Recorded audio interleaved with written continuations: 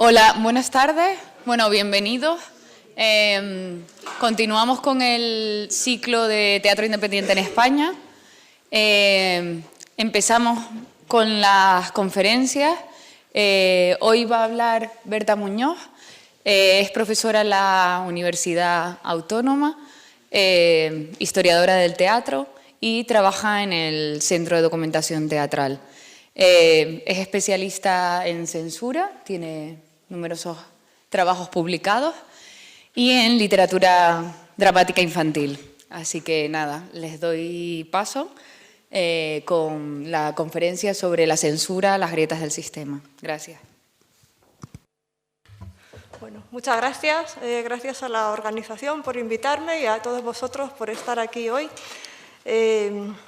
Le quiero dar las gracias también a Natalia por el título tan bueno que me dio. Hay veces que un título te da la conferencia y yo creo que esta es una de estas veces. Censura, las grietas del sistema. Yo cuando cuando me oigo la palabra grietas, no tengo más remedio que pensar en una grieta que veo enfrente de mí todos los días en uno de los edificios del trabajo, que nos tiene preocupados. Y, de hecho, cuando ha ido alguien de riesgos laborales o de arquitecto, le hemos dicho, le llevamos a nuestro despacho, decimos, esta grieta, ¿qué es lo que le parece? Y nos dicen, siempre la respuesta es la misma, no hay ningún problema, porque es vertical. Parece que una grieta vertical no es peligrosa. La última vez que hemos ido a ver la grieta con un arquitecto, lo que nos han dicho es que era menos peligrosa todavía de lo que pensábamos en un principio, porque además es de fachada. Parece ser que como da la fachada, con el frío y el calor, eso hace que se agriete. Entonces, yo pienso en la censura. Y digo, las grietas del sistema, una vez que ya estamos puestos en el tema, las grietas de la censura serán verticales, serán horizontales, serán de fachada o serán estructurales. Entonces, es una reflexión que me gustaría que hiciéramos todos nosotros aquí esta tarde, porque, por supuesto, que la censura franquista desapareció, es claro, es una obviedad. Nuestra sociedad tendrá problemas, pero es bastante más compleja como para admitir un sistema de censura tan burdo y tan grosero como era el de la sociedad franquista. Pero ¿ha dejado el poder de controlar el teatro? Esa es una pregunta, el poder político de controlar el teatro. Esa es una pregunta que yo lanzo. Y tengo aquí unos datos, unas frases que he ido tomando estos días en el resto de conferencias del seminario y en las mesas redondas. Por ejemplo, Enric Ciurans decía que el teatro independiente se había convertido en un teatro dependiente de las instituciones, así lo afirmó. Guillermo Heras decía una afirmación que iría en el sentido totalmente contrario, decía, ahora cualquiera puede hacer una obra de teatro político y antes no, ahora uno puede hacer lo que quiera. Pues es otra afirmación. Yo me voy a limitar a lanzar los datos que tengo o las citas que he ido tomando. Inma López Silva decía, y David Ladra también, creo recordar, que se había perdido la politización del teatro que había entonces, que aquel teatro quería cambiar el mundo, hoy es algo que se ha perdido. Y finalmente, otro dato curioso, no voy a citar ni a quién me lo ha dicho ni a quién lo dijo, es alguien visitando a un político relacionado con el teatro en los años 80, ni siquiera recuerdo si fue en la primera legislatura del PSOE o a principios de la segunda. La respuesta con la que se encuentra es, pero hombre, ¿qué sentido tiene hoy hacer un teatro crítico? Eso estamos hablando de los años 80. Simplemente ese sería el planteamiento inicial. Voy a comentar la reflexión que quisiera que hiciéramos entre todos. Voy a organizar la charla hablando primero de cómo la censura con la que se encuentran los grupos independientes a partir de los años 60, a partir del aperturismo, entre comillas, de Fraga Iribarne, y a continuación voy a hablar de los tipos de grietas, en este caso no ya verticales, sino cómo pueden dividirse, de qué tipo son. Pues por un lado el sistema de producción del teatro independiente, que es un sistema de producción peculiar que le permite filtrarse por donde no se podía filtrar el teatro comercial. Por otra parte, el propio lenguaje escénico. El teatro es un lenguaje que no solo comunica con las palabras. Entonces, gracias a que se censuraban los textos previamente, luego se podían hacer otras cosas que la censura no había visto o no había previsto. Y en tercer lugar, las grietas de la ficción. Desde que existe la ficción, existe la alegoría. En realidad, la alegoría es la forma de ficción más extendida. El realismo y el naturalismo son un lenguaje de los años, de finales del siglo XIX. Pero la alegoría en sí misma es una grieta por la que pueden filtrarse las obras de teatro o cualquier tipo de obra de ficción. Entonces, ¿cómo la censura con la que se encuentran los grupos independientes? Pues la idea que yo creo que tenemos preestablecida antes de estudiar la censura es la de que desde los años 40 hasta el 78, en que desaparece la censura, se va prohibiendo cada vez menos. Yo creo que como que la censura se va abriendo, aunque todos sabemos que las aperturas son bastante cuestionables, pero creo que esa es una idea extendida. Yo lo que creo es que es lo contrario. Cada vez se censura más. ¿Por qué? Pues porque la sociedad española de los años 40 y 50 es una sociedad atenazada por el miedo. No se censura porque no hay teatro crítico. Como en una sociedad en los años 40 donde solo hay revistas o melodramas o este tipo, donde Caperucita Roja tiene que ser Caperucita encarnada, ¿cómo va a haber un teatro crítico? O sea, a nadie se le ocurre. En los años 50 sí que es verdad que empiezan las prohibiciones, pero también es mucho menos el teatro crítico que hay. En los años 50 ya van a saber lo que son las prohibiciones Lauro Olmo, Alfonso Sastre, José María Rodríguez Méndez y buena parte de la generación realista, pero estamos hablando de un fenómeno que se limita a unos cuantos autores en general. Hasta los años 60, por ejemplo, no empiezan a presentarse a censura algunas obras de los exiliados. Esto ocurre ya en los años 60, ya empieza en la época del aperturismo, siempre entre comillas. ¿Y qué es lo que ocurre? Que a partir de los años 60, aquí hemos puesto 1962 como inicio del teatro independiente, se ha puesto así en este seminario, en cuestiones de censura se podrían barajar otras fechas. En el 63 se habla de una apertura en el teatro, se dictan unas normas, se burocratiza la censura. Los años 63-64 son bastante importantes para el cambio, pero en realidad estos años no son sino la consecuencia de lo que alguien dijo también, creo que fue Ciurans, que realmente empieza en el año 59-60 con los planes de estabilización y desarrollo. ¿Por qué? Pues porque la censura no es que de pronto el régimen piense que debe haber una apertura porque hay que ser más liberal, es que a partir del año 59-60, con estos planes de estabilización y desarrollo, la economía española depende mucho más que antes, y gracias a eso se salva de la bancarrota, de la imagen internacional de España. Empieza a liberalizarse la economía en la etapa de los ministros del Opus Dei, y gracias a eso España tiene que dar una imagen y la censura la estigmatizaba. O sea, la censura tal como existía era impresentable de cara al exterior, y por eso se hace esta apertura, incluida la ley de prensa del año 66.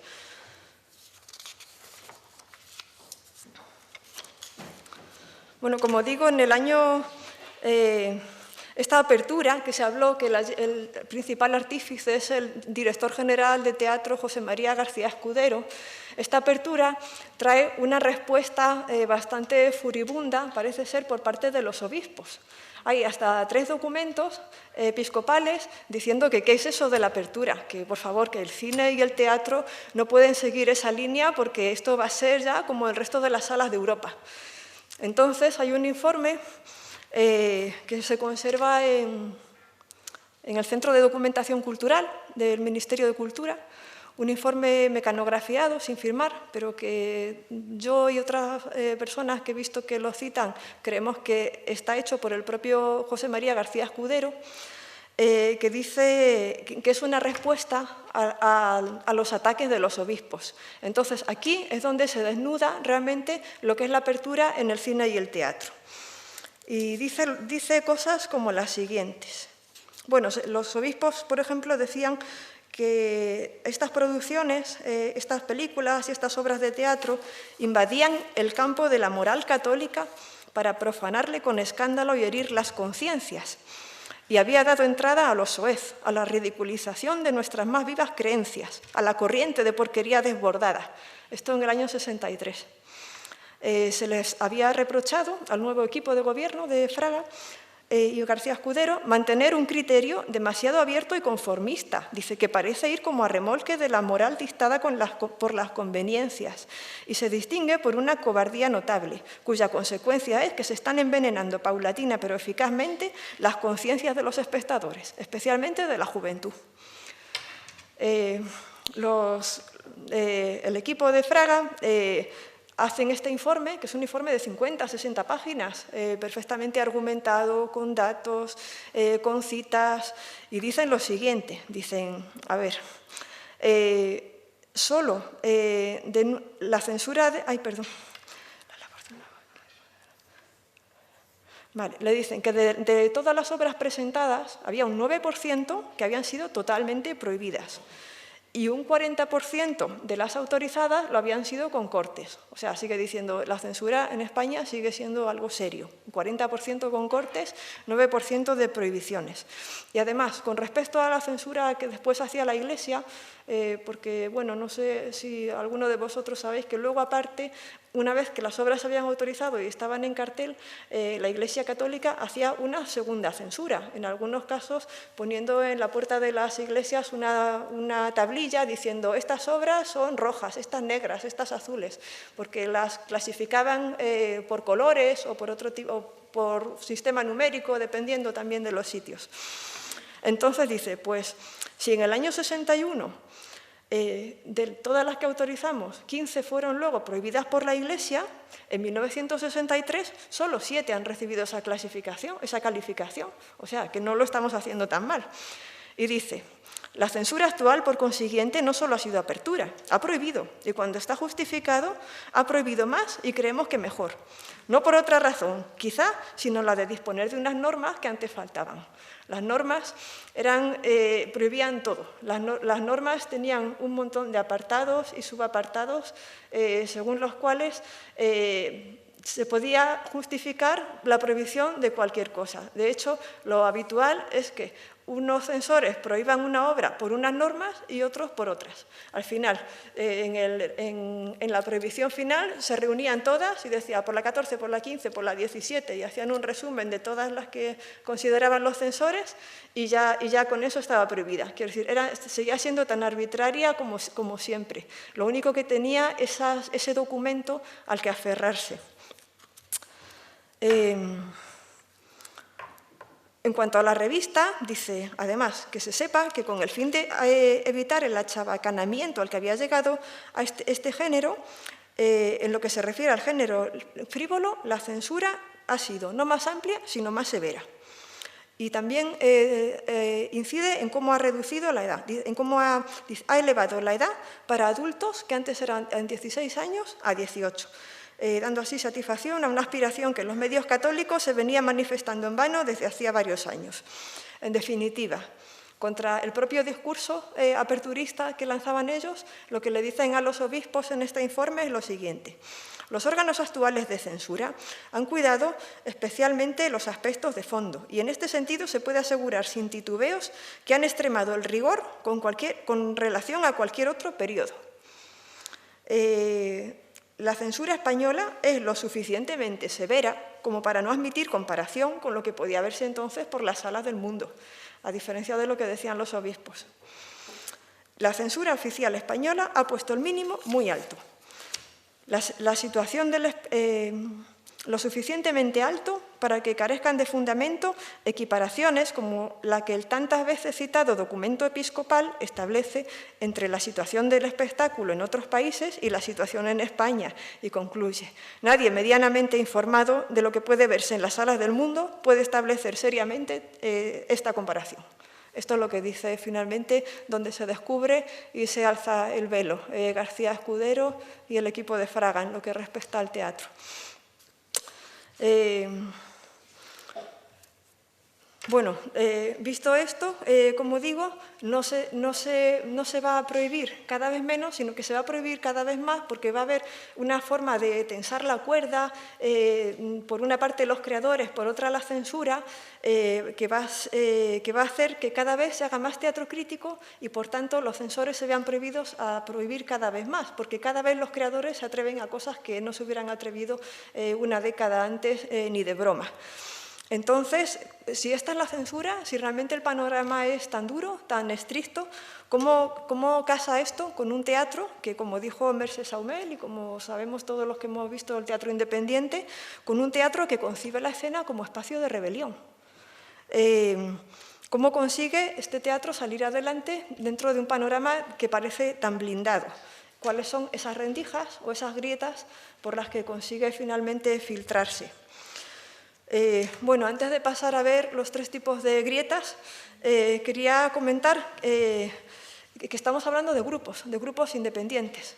Y quería me he planteado si realmente el grupo, ¿quién es el grupo?, es un hecho relevante para la censura, si esto es un dato relevante para los censores cuando prohíben una obra. Yo llegué a la conclusión de que no. Quien presenta la obra a censura es un director, normalmente, de un grupo.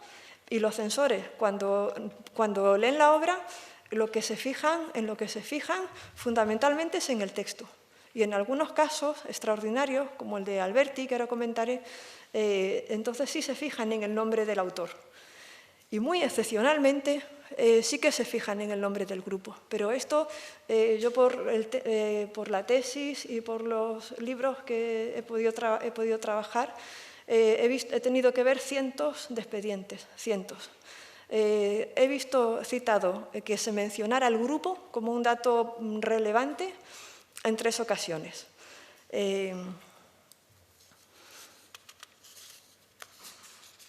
Dos de ellas son tan significativas como que se refieren a Rafael Alberti, como digo. O sea, en este caso es el nombre de Rafael Alberti en el año 68 y en el 70 el que hace que digan los censores: vamos a ver quién es este grupo que presenta una obra de Alberti. Pero primero es el autor el que condiciona esto, no el grupo.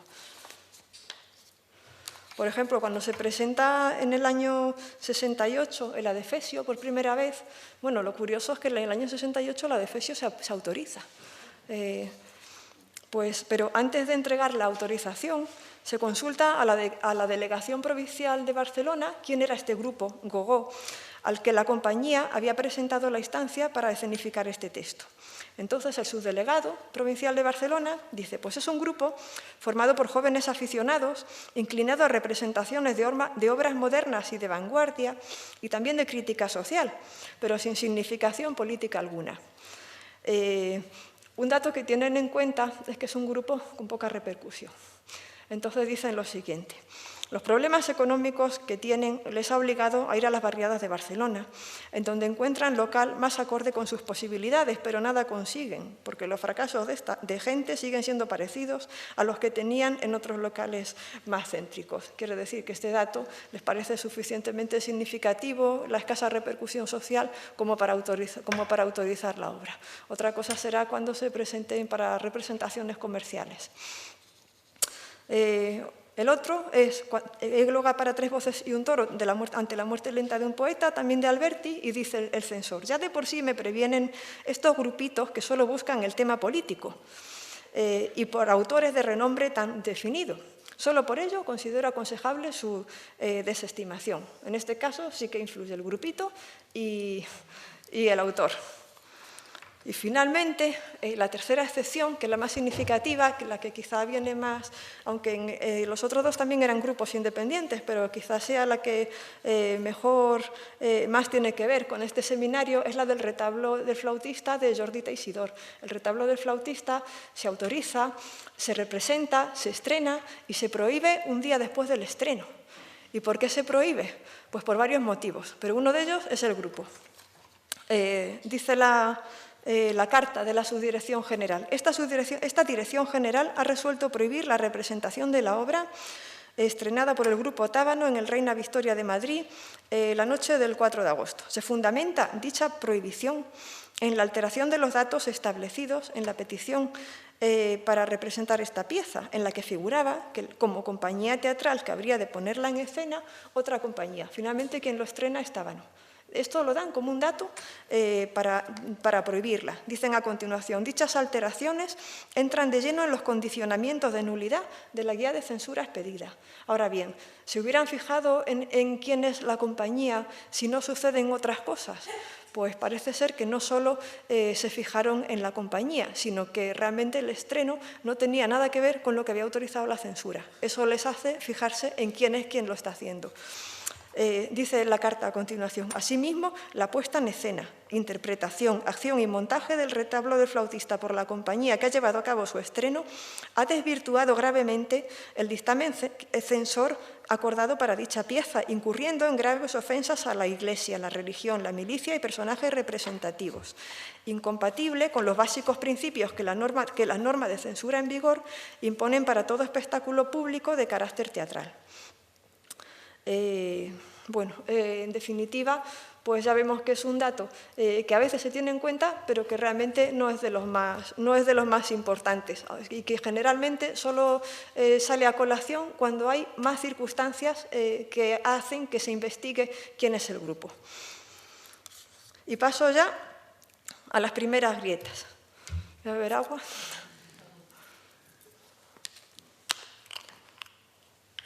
No sé si queréis hacer alguna pregunta intercalando, no tendría inconveniente. Sí. Mi nombre es Miguel Ángel Pérez, soy de Valladolid, hice el grupo de teatro Teloncillo.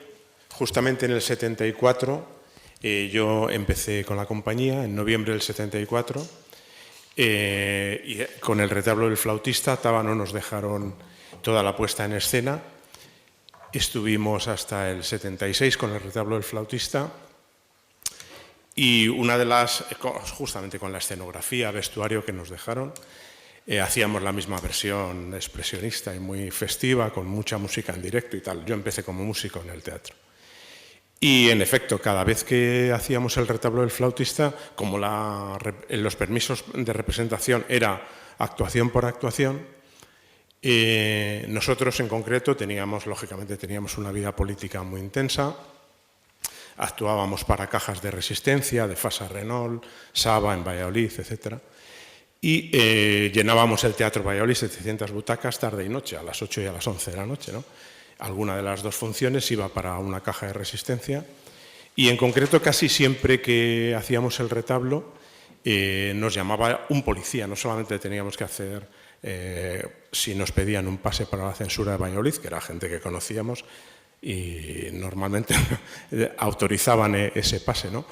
Pero en cierta ocasión sí me llamó a casa de mis padres el policía, fui a comisaría y lógicamente expuse lo que hacíamos en Teloncillo, cuántos éramos, que había gente de la universidad, gente que trabajaba y tal, ¿no? Y en efecto el policía tiró de archivador y sacó una carpeta con todas las reseñas de prensa de todas nuestras actuaciones. O sea que sí que seguían los pasos de los grupos. Recuerdo haberle dicho que como yo en aquellos años no tenía la disciplina de ahora de guardar las cosas, que algún día iba a pedirle todo ese material, porque era un material muy valioso. Había 3 o 4 periódicos en la ciudad, en todos aparecían noticias y el policía tenía todas las noticias sobre Teloncillo y el retablo del flautista. No se lo he pedido, ahora estoy escribiendo la historia de la compañía y supongo que el policía ya estará ahí localizable, si vive, ¿no? Pero vamos, que en principio nos seguían perfectamente nuestros pasos, porque era notorio que que en nuestras actuaciones gran parte del dinero era para cajas de resistencia. Gracias. Y nada más, muchas gracias. Bueno, evidentemente registrado quedaba todo. Quien quiera saber, conocer la intrahistoria de las compañías que presentan todo a censura, en el archivo de la Administración, menos los 2 últimos años, que según me dijo alguien que trabajó en Información y Turismo, en esos años se quemó todo, pensando que quemaban todos los archivos de censura, ni siquiera sabían lo que tenían. Había pasado afortunadamente la mayoría de estos expedientes al Archivo General de la Administración. Entonces,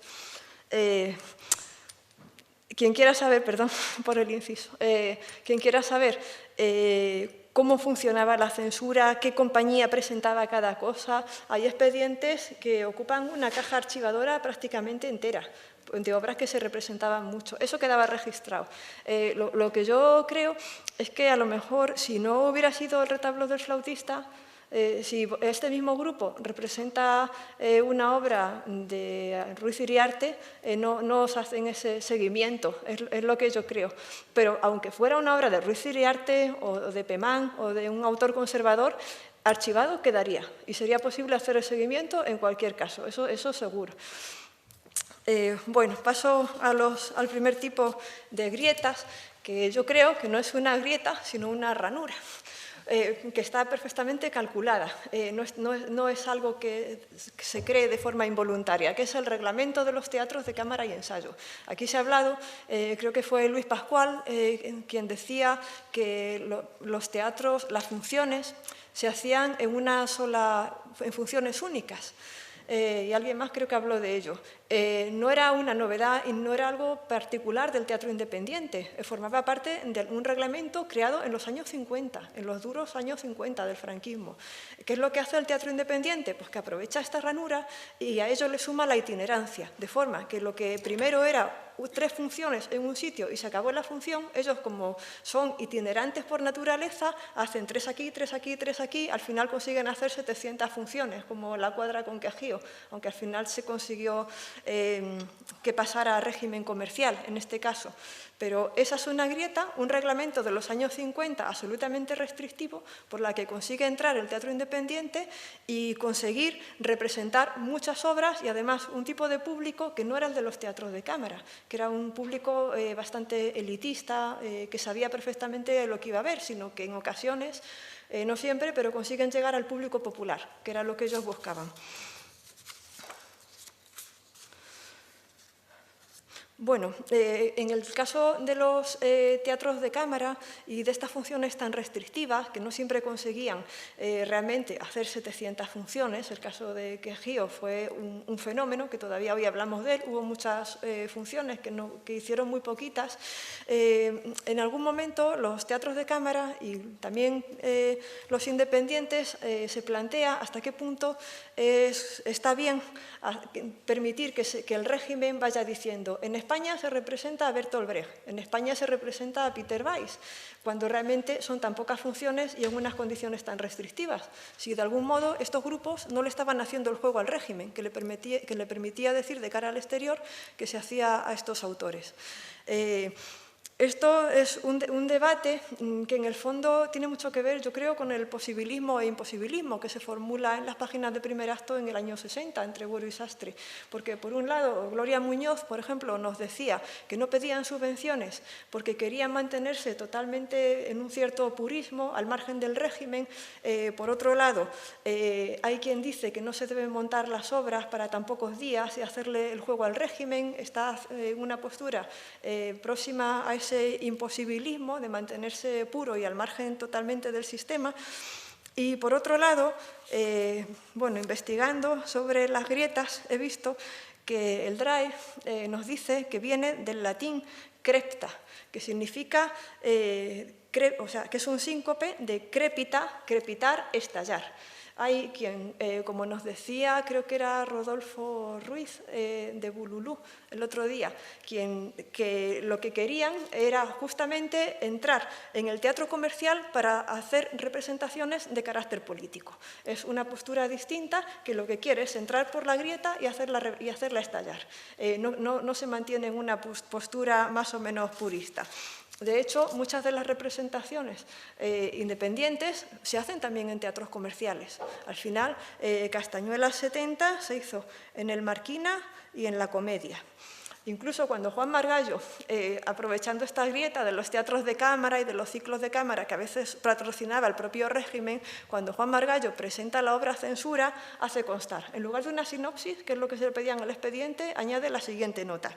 Esta obra ha sido patrocinada por el Ministerio de Información y Turismo dentro del ciclo de teatros de cámara, que ha tenido lugar en la actual temporada del Teatro Marquina, y ahora se solicita para poder ser representada en el Teatro de la Comedia como teatro comercial. O sea, entra por una grieta que parece estrechita, finita, finalmente consigue hacerse en el Teatro de la Comedia.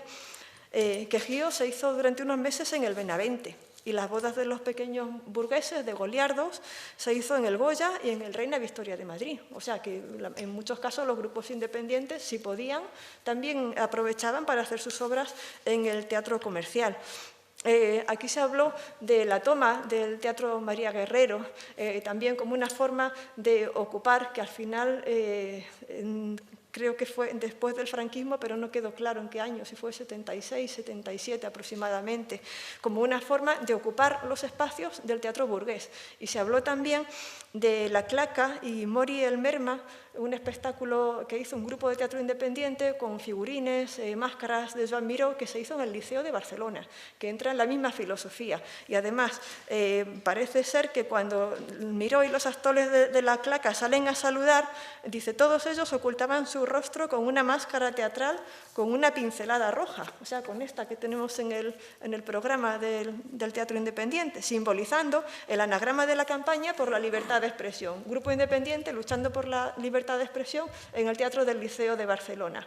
Antes de esto, porque La Claca, esta representación es en el año 78. Antes de esto, todavía en 1975, Jesús Campos, con el grupo independiente Taller de Teatro, llegan al María Guerrero, llenan el María Guerrero de gallinas, poniendo una pared frontal con jaulas, todas las gallinas moviéndose, por supuesto gallinas reales, con todo el olor que aquello suponía en el teatro, con los cacareos, dice él, con el brillo, el tintineo de las jaulas, todo ese número del grupo de teatro independiente en el Teatro María Guerrero. Dice, lo que yo intentaba era, en el público burgués, incorporar ardores en su teatro digestivo. Pues esto es otra forma de ocupar los espacios del teatro burgués para hacer un teatro independiente. Y estas son las grietas que se abren en estos años, pero hay otras que se cierran, también referidos todavía al sistema de producción. Por ejemplo, en el Ateneo de Madrid no tenía censura, se supone que era un local que simplemente se hacían representaciones con los ateneístas, que ya se sabe que eran como un grupo imposible, ya estaban perdidos posiblemente para el régimen. Sin embargo, cuando Goliardos representa Ceremonia para un negro asesinado de Arrabal, a partir de ese momento dicen, habría que controlar. No la voy a leer porque es muy larga, pero es una carta del delegado provincial de Información y Turismo de Madrid a García Escudero, diciendo, a partir de ahora habría que controlar también las representaciones del Ateneo. También estaban, como digo, las grietas del lenguaje escénico, los signos no verbales. La censura controlaba los textos, pero no solo los textos, porque luego hacía una vigilancia, un visado, decían ellos, del ensayo general. Asistían al ensayo general a ver qué era lo que estaba ocurriendo allí. Por ejemplo, aún así, va a ser una forma de filtrar de ciertas compañías para poder representar ciertas obras. Por ejemplo, una de las más emblemáticas, Maridous, del Joglars. Cuando se presenta, los censores no encuentran nada. Ellos presentan el texto y dicen, obra de mimo y pantomima sin afanes políticos. El asunto en sí no ofrece reparos. Ahora bien, dicen lo siguiente.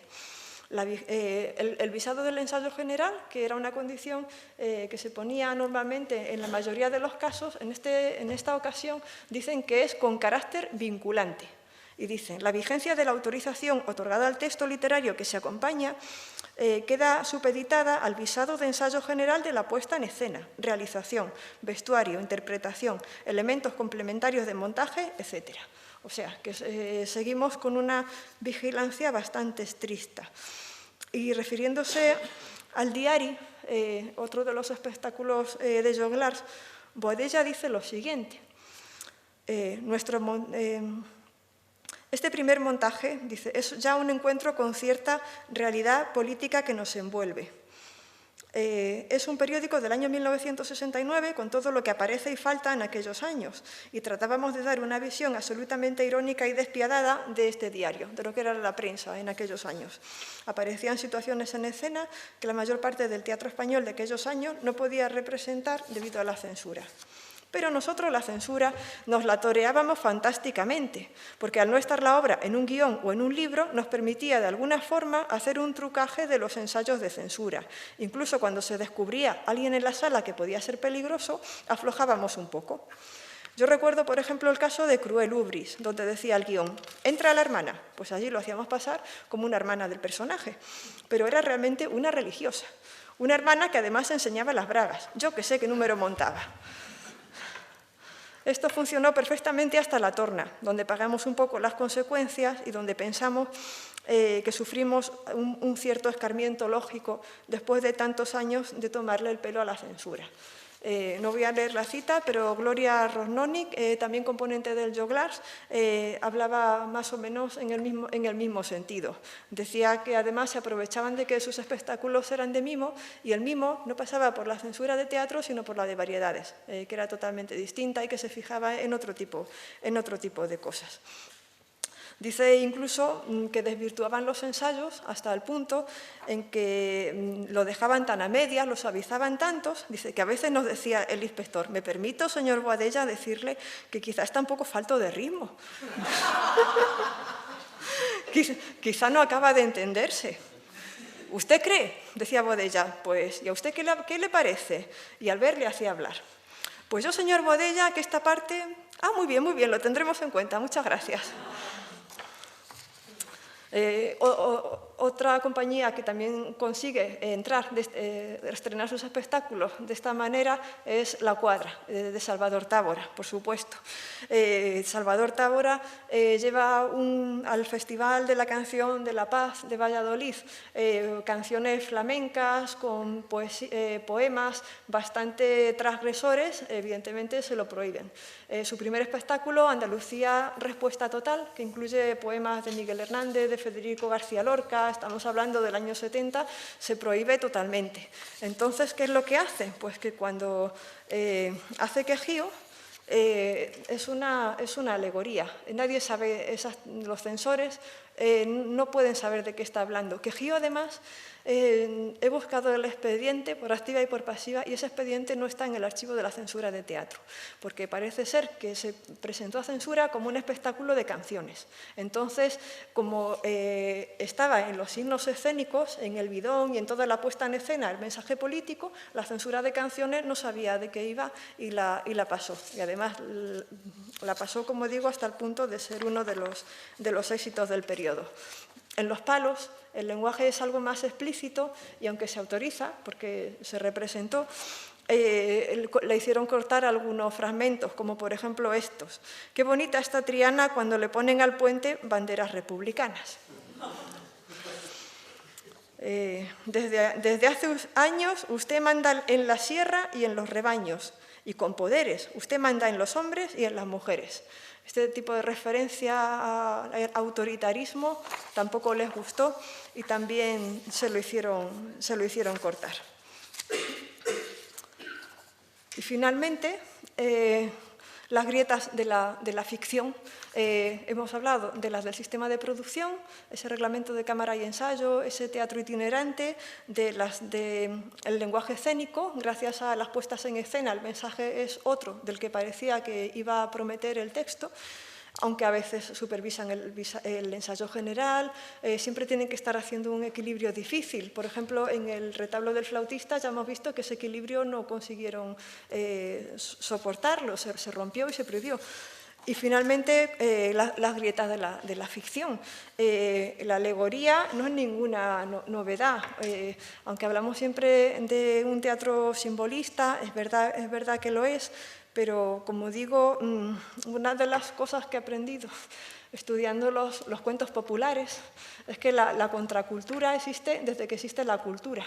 Desde el Neolítico, se cree que desde el Neolítico, porque no se han conservado versiones escritas, existen cuentos de transmisión oral donde hay princesas bobas que apenas saben hablar o dicen siempre la misma frase hasta que tiene que llegar el pastor, listo, y hacerla hablar. O sea, los ataques alegóricos o simbólicos contra el poder han estado desde siempre.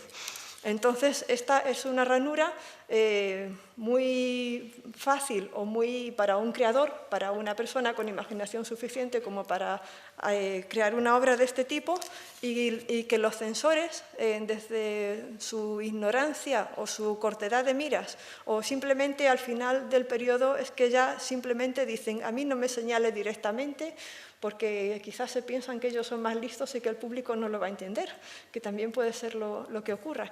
El caso es que pasan también obras de este tipo. Por ejemplo, cuando las alusiones son directas, vamos a solo un ejemplo, pasa lo siguiente. Castañuela 70. Se prohíbe la canción ¿Dónde vas a ir que mejor estés?, que es una de las canciones clave de la obra, por muy directas e incisivas implicaciones de crítica actual. O, por ejemplo, cuando finalmente este era el censor que quería prohibir esta canción. Pero se dice también, no vemos inconveniente en autorizarla con la supresión de esta canción y quitándole lo que se señala al final, por constituir un claro ataque político al régimen y al jefe del Estado. Desde donde dice, esto parece que se tambalea, hasta cantemos, sí, cantemos. Finalmente, bueno, se autoriza para mayores de 18 años y no voy a leer las canciones prohibidas.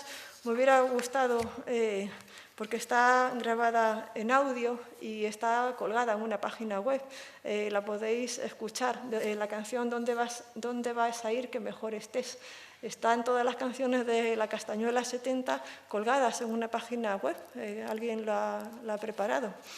El teatro histórico como alegoría del presente. Bueno, visto que no se puede hacer referencias directas, ya la generación realista de Buero Vallejo, Alfonso Sastre, Rodríguez Méndez, habían intentado hacer un teatro que hiciera referencia al presente sin necesidad de hablar del presente, sino hablando de la historia de España.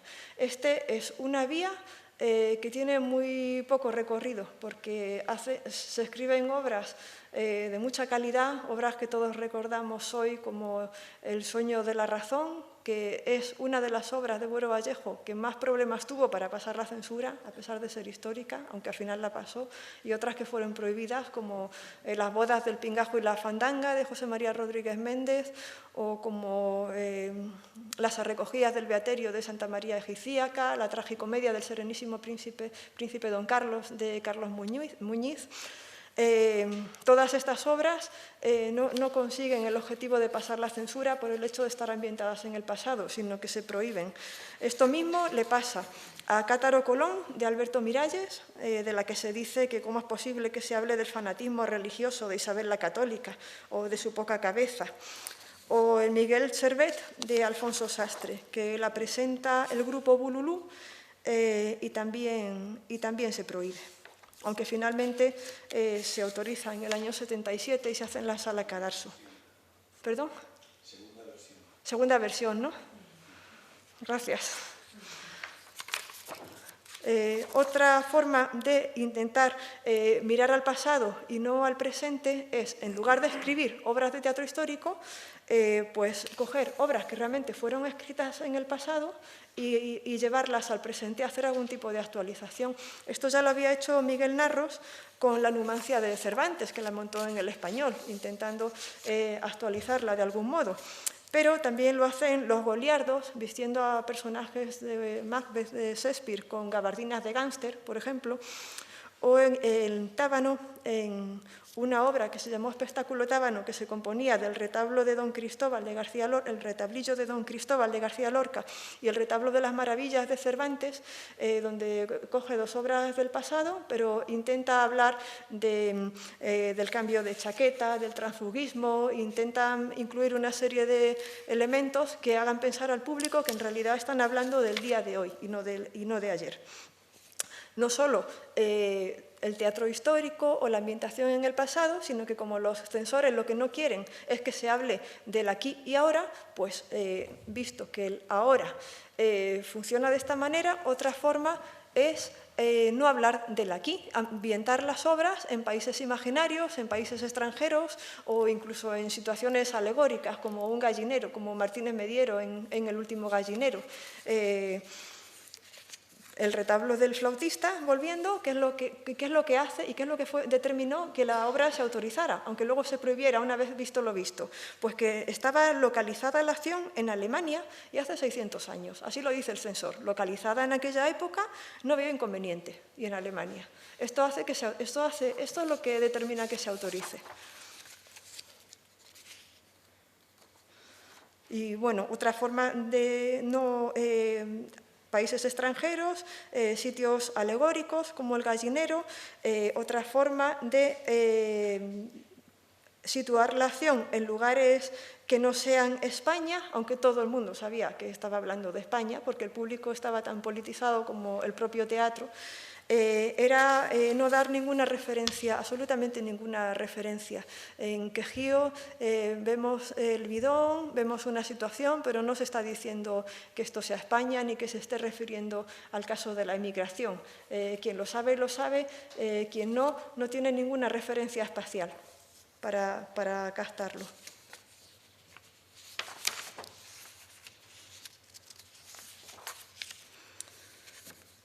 Bueno, finalmente, he hecho alusión antes al espectáculo Cátaro de Alberto Miralles, y una de las cosas que se dicen, aunque finalmente se prohíbe, pero cuando se pensaba que se iba a autorizar, este espectáculo se prohíbe en varias ocasiones, se llega a autorizar y finalmente en el año 69 se prohibió porque el país vivía uno de los estados de excepción que vivía por entonces.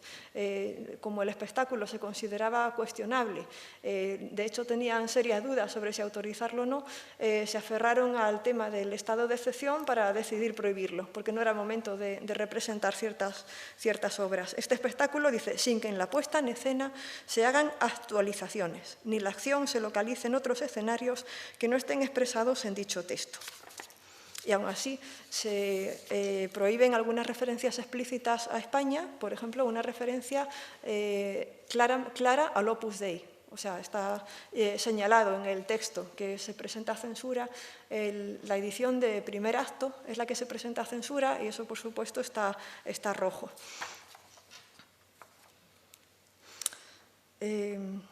Todas estas estrategias, localizar la obra en el pasado, localizar la obra en países extranjeros, en sitios alegóricos, son estrategias de autor, están hechas desde la propia concepción de la obra. ¿Y qué es lo que hacen los grupos? Porque ninguna de las dos ya hemos visto que consigue pasar muy bien la censura. Sobre todo el teatro histórico, no lo pasa en absoluto. No solo porque se dieran cuenta de que estaba hablando del presente, sino porque el franquismo, en realidad, se justificaba en un pasado glorioso. O sea, el pasado glorioso, la cruzada, y que justifica la guerra civil y la necesidad de recuperar ese pasado, forma parte intrínseca del discurso del régimen. No se puede atacar una visión de la historia de España hablando de la Ilustración, como Buero Vallejo, casi de los afrancesados como algo deseable, o de la guerra de Cuba, como en las bodas del Pingajo y la Fandanga, como un engaño a los pobres soldados, y no desmentir la historia de España oficial, que era algo tan importante, tan esencial, tan estructural del propio régimen, como lo que se pudiera decir del presente. Yo creo que ese es el motivo de que esas obras se prohíban con tanta inquina. Bueno, perdón por el inciso. Y finalmente, por lo que se deciden la mayoría de los grupos, y de lo que se quejaba Alfonso Sastre, se habló el otro día, es por representar obras extranjeras. Vale, pues ya no se habla ni del aquí, ni del ahora, ni siquiera de forma alegórica. Presentamos obras de autores extranjeros y ya de esta forma tenemos muchas más posibilidades de cara a la censura. Primero, porque son obras que no hablan, evidentemente, de la situación española, por mucha actualización que se quiera hacer, es un tipo de obras donde esa actualización solo está en la complicidad entre creadores y público, pero no está en los textos ya de forma predeterminada, y por otra parte, porque como dije, al régimen le viene bien decir que se presenta autores extranjeros de renombre, cuando en realidad se están haciendo 7 funciones que ven 4 espectadores. Entonces, claro, esta es una salida muy cómoda para los censores franquistas y para el régimen, y van a ser la mayoría de las obras que se hagan. Y bueno, ya he finalizado con el tema de las grietas, y para ver si son realmente grietas verticales, horizontales, estructurales, de fachada, quería plantear, bueno, me voy a saltar los últimos coletazos de la censura, cómo el régimen todavía en el año 76 prohíbe a Ditirambo, el grupo que presentaba las obras de Romero Esteo, le prohíbe y pusieron esposas a las flores de Fernando Arrabal. Y lo prohíben en septiembre del año 76 con argumentos como estos: espectáculo realmente intolerable, engendro incalificable, en el que el autor vierte sus resentimientos y su increíble mal gusto, nauseabundos ataques a cuanto supone algún valor moral. Bueno, todo esto. Y en el 77 también, ya en el 77, ni siquiera en el 76, la torna del Joglars, que es un caso que todos conocemos y que por tanto no voy a insistir en él, pero estamos hablando del 77, y no solo una obra prohibida, sino además sus creadores encarcelados.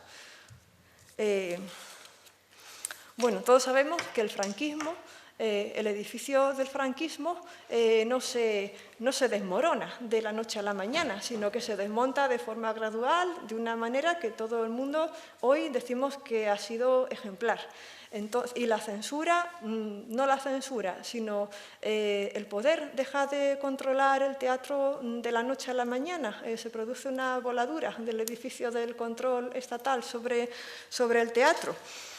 Pues quizá para los grupos tuvieran una salida más fácil, pero yo creo que el edificio del control durante mucho tiempo, para quien realmente fue casi un búnker, más que para los grupos, fue para los autores. El hecho de que se tuvieran que asociar y crear la asociación de autores, pues quizá es significativo. Y por otra parte, durante años, porque esto fue así, se dijo, no hay autores, no hay autores, se les ninguneaba, se les negaba la existencia. Gracias a eso, en el año 90, creo que es, Alberto Miralles, con otros autores, funda la asociación, porque se decía que no había autores en España. ¿Qué es lo que se hace? Se piden, para poder llenar las programaciones de autores españoles, se les piden textos a autores de otros géneros, a Vicente Molina Foix, a Álvaro del Amo, para poder decir que hay autores jóvenes. Se crea un fenómeno en torno a los autores jóvenes, que bueno, con el premio Marqués de Bradomín, se hacen una serie de operaciones de forma que el tema de los autores que habían estado batallando contra la censura durante la dictadura franquista, pues de algún modo ya finalmente yo creo que se puede hablar de que esto ha desaparecido, pero realmente de forma muy gradual, como la propia transición, y de forma muy calculada, no porque el edificio se agrietara y estallara, sino realmente ha sido un proceso muy complicado, es lo que yo pienso. Bueno, se habló también aquí, por ejemplo, del descrédito del autor en los años del teatro independiente, descrédito del autor que se equipara a autoridad, dijo Mercedes Sagumel. Una vez que el teatro independiente deja de existir y que la censura deja de existir, el descrédito del autor sigue. O sea, yo he leído críticas, por ejemplo, de Aro Teglen, hablando de que Buero Vallejo era un producto del franquismo, o cosas de este tipo, ¿no? Entonces, bueno, pues simplemente lo planteo como una reflexión y nada, si tenéis preguntas, pues sí.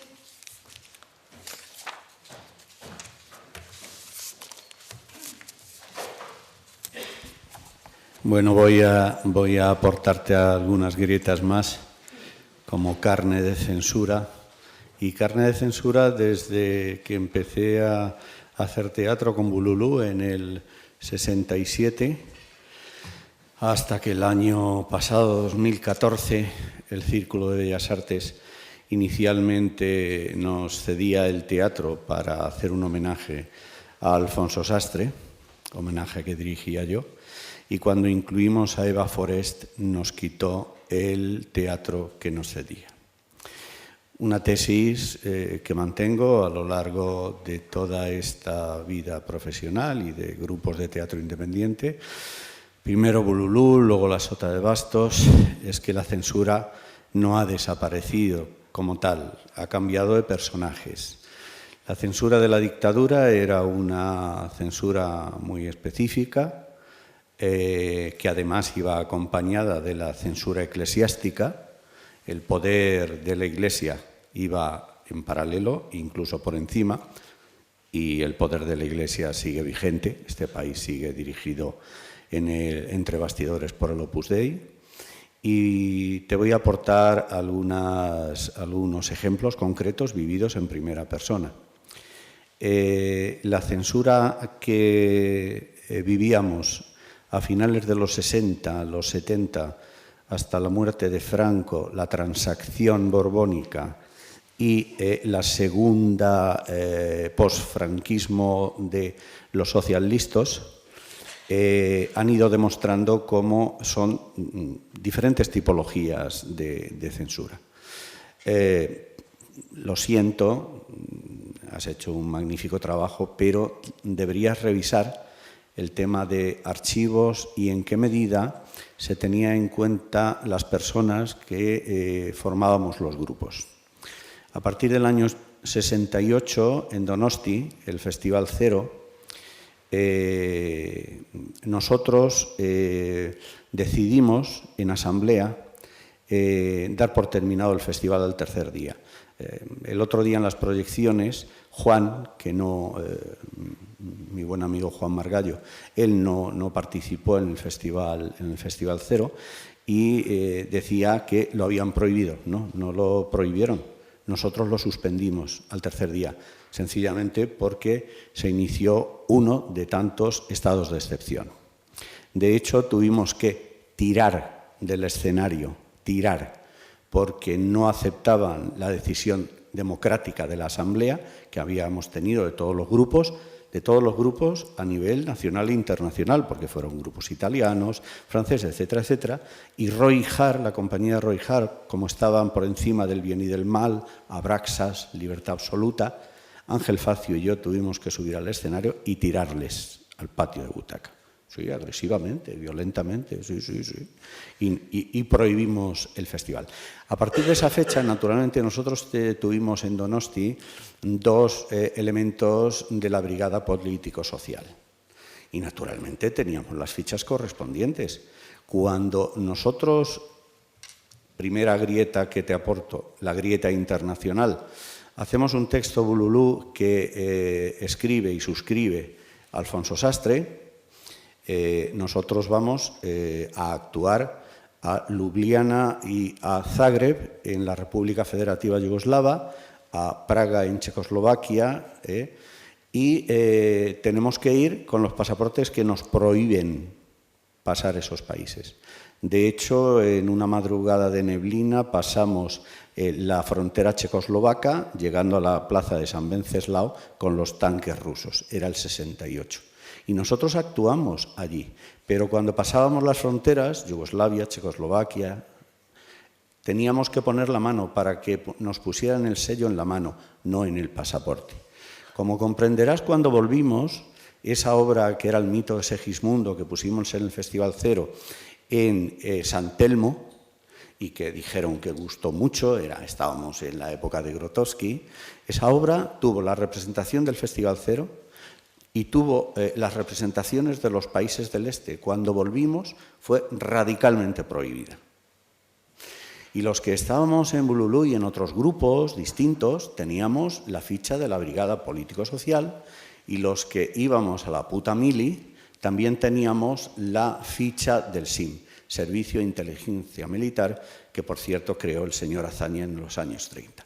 Por lo tanto, yo te pediría que revises los elementos de que no tenían en cuenta quién era el grupo y quién era, y que tenían en cuenta el director, porque allí nos tenían absolutamente fichados y no era lo mismo un grupo de mimo que Bululú, que entre otras cosas, en los 60 con Marsillac, montamos el Coro de los Locos dirigido por Antonio Malonda y, naturalmente, se da un ensamblaje magnífico. Iranzo anarquista, Gerardo Maya socialista libertario y dentro del Coro de los Locos pues era la gente que salíamos de la Escuela de Arte Dramático con una politización clara y decidida de intervención política. Por lo tanto, la grieta internacional y otra muy importante, pero que tampoco está escrita, claro, que era la grieta en los 70 en las fábricas.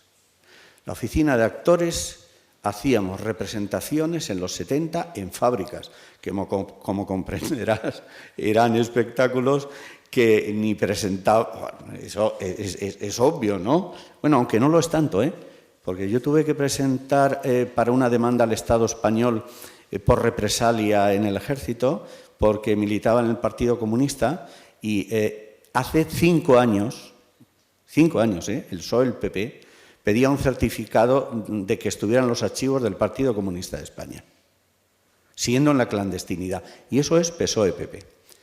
El PSOE, encubierto por subvenciones y otras gaitas, ha hecho que no hayamos podido montar el Camarada Oscuro de Alfonso Sastre. Juan lo intentó la última vez en el Español cuando Mario Gas lo dirigía. Dijo, no, cualquier otra obra, pero el Camarada Oscuro no. La censura existe. Y existe por parte del PP-PSOE, con fórmulas distintas. Y en la actualidad, en fin, para no alargarme más, podría contarte como a Arrabal, otra grieta que era la Resad. En el 67 yo dirijo Fando y Lis y Santa Juana de los Mataderos, en el ámbito interno de las escuelas de arte dramático. Y lo último, perdonadme, que fue el puente Madrid-Barcelona. Las obras que nos prohibían aquí, por ejemplo, Pueblo de España, ponte a cantar, que el día de la representación en el Reina Victoria se presenta la policía y nos lo prohíbe el día. O sea, allí el público lleno el teatro y a punto de empezar la función, llegan y la prohíben. Y entonces nos íbamos a la pre-República Catalana, que era a Barcelona, al Teatre Capsa. Y en el Capsa nos tiramos 3 meses llenando a diario las funciones. Es otra grieta que habría que identificar, que era la salida a la ilustración catalana por parte de la prohibición de la meseta de Madrid, ¿no? Bueno, perdonad, tendría otras cosas, pero ya me he alargado demasiado. Bueno, muchas gracias por todas estas indicaciones de grietas que desconocía. Sí. Año 74. Sí. Es que, por acabar con un chascarrillo, ¿no? Que parece que siempre viene bien. Y en el año 74 teníamos montada la compañía La Sota de Bastos. Yo había viajado a los 3 días del 25 de abril porque teníamos una asamblea en la Facultad de Políticas y cogimos un 850, otros 3 y yo y nos presentamos en Lisboa. A partir de ahí iniciamos una colaboración con el movimiento de las Fuerzas Armadas, Hotel Los Oreiva de Carvalho, y la campaña de dinamización. Me vuelvo a Madrid y esa compañía, en la que estaba incluso Lola Gaos, la gran Lola Gaos, nos ponemos a montar una obra que había hecho una versión musical de Lauro Olmo y Pilar Enciso, Asamblea General. Y lo presento a censura y un buen día me llaman por teléfono. Oye, Fito, joder, que está aprobada la obra. Coño, a la compañía, venga a acelerar para representar aquí y hacer una gira en Lisboa y sus barrios. Me presenté en el Ministerio de Información y Turismo, muy contento, muy alegre. Abro el escrito y dice, obra que se puede hacer. Es decir, la obra tiene permiso para mayores de 18 años. Obra infantil, obviamente. Los lisboetas en Portugal, la Revolución de los Claveles, se quedó sin ver ese espectáculo y aquí en España, evidentemente, tuvimos que archivar esa obra. Bueno, gracias. Bueno, a ver, como son varias cosas, Fando y Lis, que se hiciera Fando y Lis en la RESAZ en el 67, no es porque fuera la RESAZ, es porque Fando y Lis estaba autorizada. Hace poco estuve hablando, sí, en el 67, sí. A Raval se le prohíbe completamente, se le veta en el año 69, a raíz de lo que sucede en el Reina Victoria con el estreno frustrado de Los dos verdugos. Pero antes se le habían autorizado unas cuantas obras, entre ellas Oración, por ejemplo. Se dice que era una obra en la que los niños demostraban que querían ser buenos. O sea, claro, Arrabal y Fando y Lis está autorizada. Hay varias obras de Arrabal autorizadas, no porque se representen en un sitio o en otro. Si no se hicieron en comercial, es porque nadie quiso representarlas en comercial, porque Dido Pequeño Teatro, que fue la que presentó El Triciclo, su primera obra, la presentó para funciones de cámara. Y ya se sabe que la repercusión no fue grande, por tanto, no intentaron llevarla a teatro comercial, pero tenían una autorización absolutamente... El Triciclo estaba autorizada para todos los públicos. O sea, cosa que era absolutamente raro en los autores que yo he estudiado, que estudiaba a Raval, a Francisco Nieva, a Rodríguez Méndez, o sea, todos los autores críticos, raramente uno de ellos le autoriza nada para todos los públicos. Pues en el caso de Raval, el Triciclo se autorizó. Y Fando y Lis, no estoy segura, pero posiblemente o para mayores de 18 años, pero para régimen comercial incluso, o para todos los públicos. Sí, seguro. Sí, tengo la fotocopia del expediente en casa. Asamblea General durante muchos años estuvo prohibida, porque también el tema del Lauro lo conozco bastante bien. Asamblea General estuvo prohibida, porque era una alegoría política, o sea, no era una obra para niños en absoluto. O sea, era una obra para niños, pero estaba hecha también para que los padres de los niños supieran de qué estaba hablando, pues como tantas obras en el periodo. Y estuvo prohibida mucho tiempo. Y yo tenía la idea de que se había autorizado ya a final de los 70. Si dices que fue en el 74, pues se autorizó para mayores de 18 años, pues es perfectamente verosímil con que era un texto de Lauro. Hay una cuestión que una cosa es la persecución que sufrieran los grupos como tales y otra cómo actuaban los censores, porque Fraga, aparte de la censura y todo el mecanismo tan burocratizado, tan complejo que montó en el caso de la censura, creó el gabinete de enlace.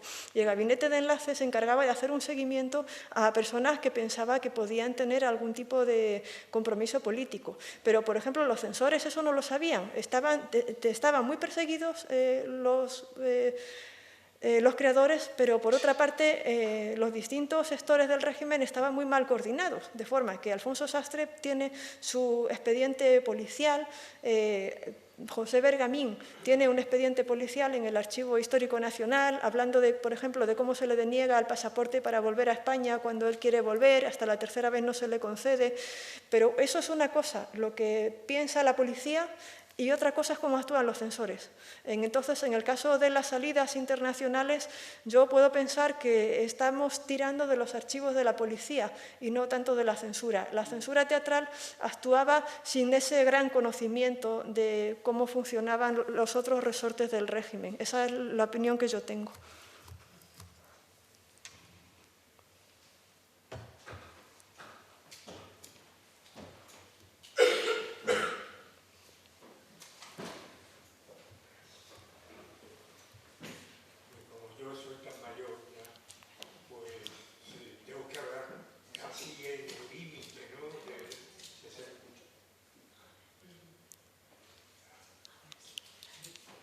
Bueno, pues tengo que hablar casi del 62-63, ¿no? O sea, la primera compañía, en fin, digamos, aficionada o independiente, o como le queramos llamar, que fue a Nancy, al Festival Internacional de Nancy, al primero, porque hubo uno el año anterior, oficioso, y el primero que dirigió Jacques Nage fue en el año 63.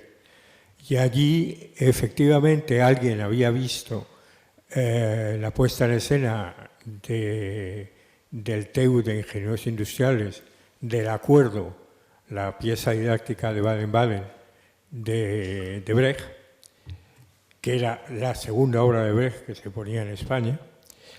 Y entonces, pues nos invitó allí a Nancy.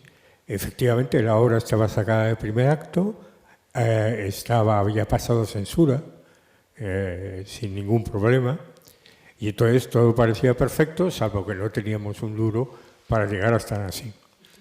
Entonces un día recibo una llamada de un antiguo conocido mío, que era Rodolfo Martín Villa.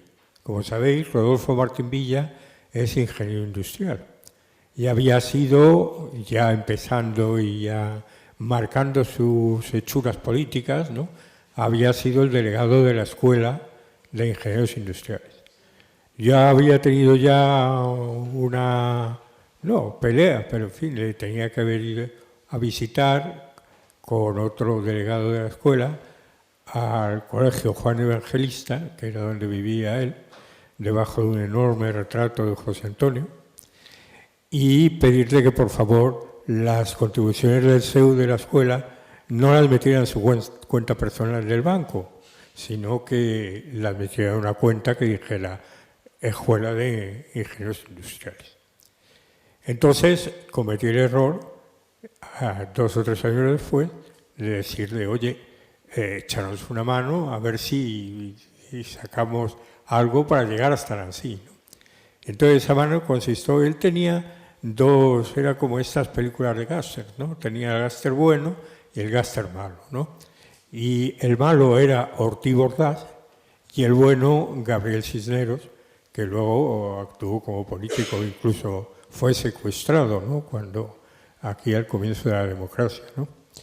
Entonces Ortiz Bordas me cita un día en el Círculo de Bellas Artes y me dice, oye David, esa obra no queremos que pase la frontera, es una obra, no la vamos a ayudar absolutamente en nada, porque es una obra de un autor extranjero y nosotros lo que queremos es que vayan obras de autores españoles. De manera que si seguís con esa idea de ir a Nancy, vosotros podéis ir a Nancy, pero desde luego ninguno de vosotros vuelve a entrar en España. O sea que ya fuimos, la censura ahí había actuado, había autorizado la obra, pero efectivamente ya se había movido todo un escalón político. En aquel momento ya era jefe nacional del CEU Rodolfo Martín Villa, y así es como se actuaba, o sea, diciendo sin papeles, diciendo si te vas no vas a volver o vas a tener toda clase de problemas. Ni que decir tiene que fuimos, que efectivamente aquello fuimos junto con el TEU Nacional de Alberto Castilla, que llevaba Divinas Palabras, y entonces pues, aquello bueno, funcionó bien y pudimos volver a España sin ningún problema.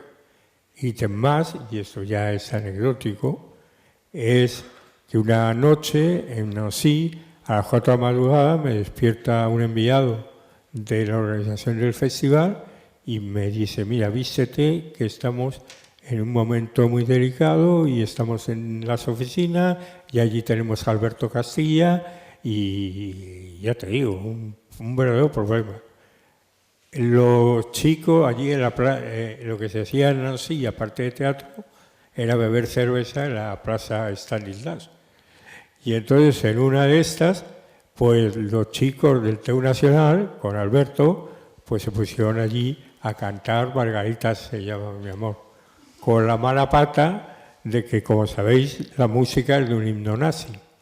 Y pasaba por allí un grupo judío, que es israelí, que estaba en el festival, ¿no?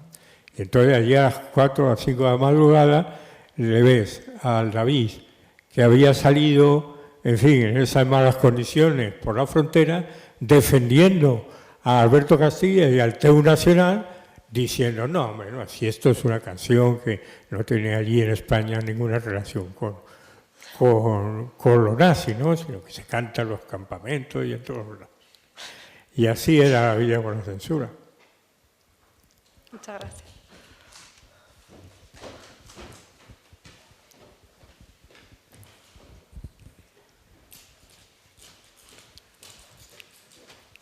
Es que al anecdotario que genera la censura con sus grietas, en paralelo se produce otra serie de grietas que no son de la censura, sino que son del sistema, que son del franquismo.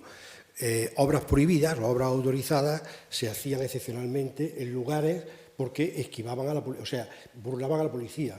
Yo recuerdo, y lamento no poder decir el título porque no lo recuerdo, pero sí recuerdo ir hacia el San Juan Evangelista a ver una representación y en la esquina decirme a alguien, no, en el negro. El San Juan Evangelista estaba tomado por la policía y el público era derivado hacia otro teatro donde estaba la compañía real que iba a hacer el espectáculo, mientras en el otro había una compañía fingida que se suponía era la prohibida. Por eso, claro, eso no era una grieta de la censura, era una grieta ya del franquismo, o sea, quiero decir, del franquismo y de la forma de que había un público y una sociedad comprometida con un teatro que se abría camino y que de alguna forma la censura trataba de impedir.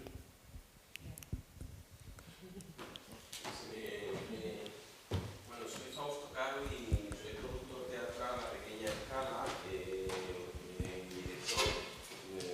Bueno, tengo la suerte de no haber claudicado con 3 pequeños textos.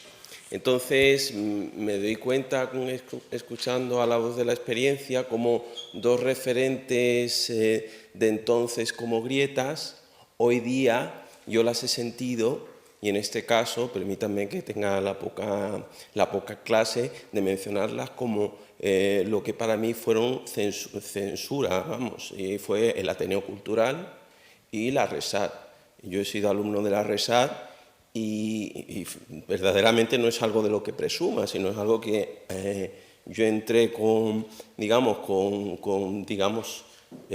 por interés, porque veía que era una escuela efectivamente de este tipo de teatro y me he encontrado justamente lo peor, ¿no? De encontrar por desnudos, por palabras malsonantes, me he encontrado directamente que venía el censor de turno del cuadro directivo, y esa obra no era representable para la Real Escuela. En el caso del Ateneo, directamente el título, El coño de la Bernarda Alba, debía ser cambiado porque no se estimaba que era un nombre para un público determinado, y me surge el pensamiento de qué cosas, ¿no?, que la censura no solo no ha acabado, sino que ha cambiado, el abanico es como multicolor y casi que lo veo como más complejo, porque la propia autocensura, ¿qué hago yo ahora? ¿Sobre qué escribo ahora? Si sé que esto en absoluto va a mostrar interés, entonces eso también me parece que es una palabra que es como para mí muy importante, ¿no? La censura que uno mismo en su casa se plantea, ¿no?, sobre qué escribir, si esto a quién le va a interesar, tiene sentido. Entonces, bueno, solo eran reflexiones para compartir con vosotros. Gracias, Berta, también a ti. Gracias.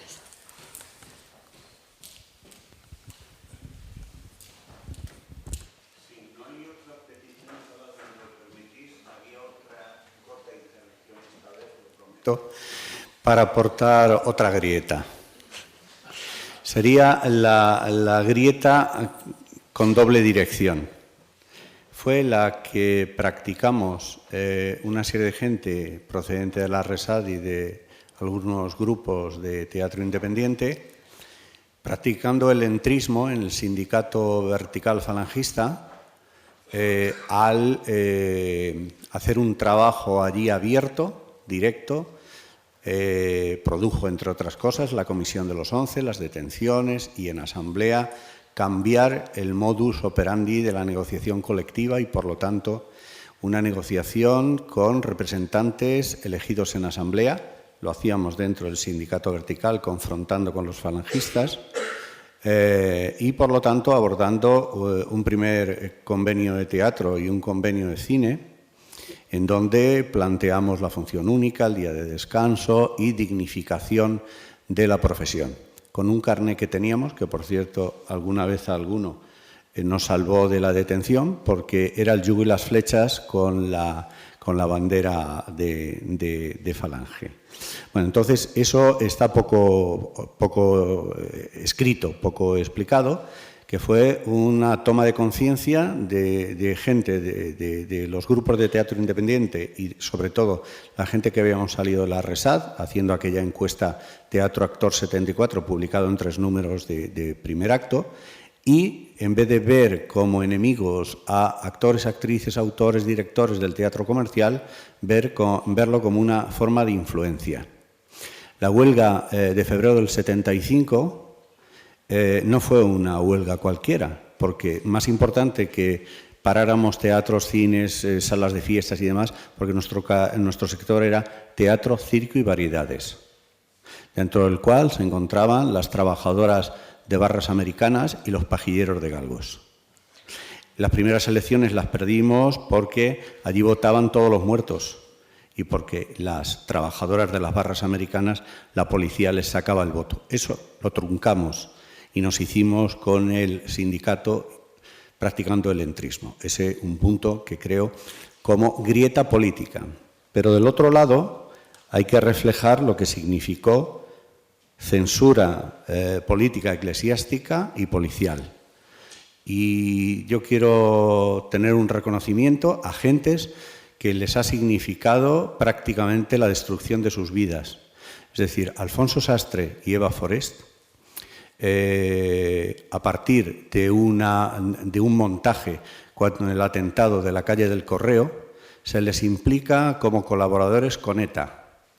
Y eso no lo hemos escrito nunca, pero la policía lo basa en que el albañil, el compañero Sansan, que nos hace las reformas en el local de ensayo de Bululú, es el que hace 2 zulos para ETA, la ETA de la dictadura, la cual yo defiendo, ante la hipocresía de decir que ETA nunca. En la dictadura era una opción armada y nos alegrábamos mucho cuando algunos volaban. Ese tema significó para Eva Forest 3 años de cárcel y violaciones y nacer su hija en la cárcel. Y para Alfonso Sastre, medio año de cárcel y finalmente ser el autor maldito que no se le representa ni con el PP ni con el PSOE. Y he puesto como ejemplo el tema del Camarada Oscuro, que ni siquiera con un director del Teatro Español supuestamente de izquierdas, Mario Gas, que lo fue, porque en la clandestinidad nos reuníamos la gente de Barcelona y de Madrid y él venía por los catalanes, pero las gentes cambiamos. La censura no solo, quizás lo que trato de decir es que la censura no solo es una cuestión estética, algunas veces se folcloriza, no, ha significado la destrucción de la vida de personas del sector. Y los grupos de teatro independiente, una serie de ellos, se influyó en la política general. La huelga del 75 fue coordinada con la construcción y las limpiezas de Madrid. Y Madrid se paralizó totalmente. Por eso el régimen perseguía directamente a personas como Alfonso Sastre, porque estábamos influyendo en la política general y porque estábamos metiendo trabajo teatral en las fábricas en lucha. Eso es una grieta que te ofrezco para que la profundices.